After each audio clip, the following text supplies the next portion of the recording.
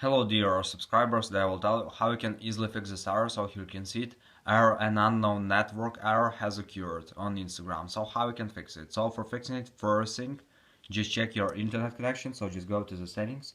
In the settings you need to find Wi-Fi here.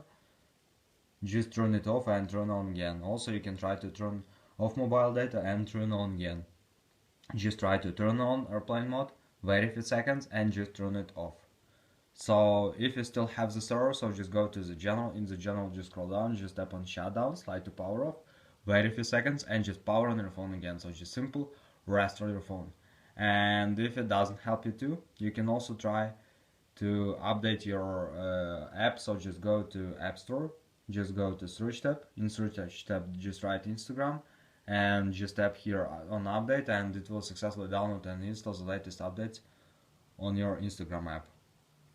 So this is a way how you can also try to fix it. So thanks for watching, have a nice day, subscribe to my channel, click like, and goodbye.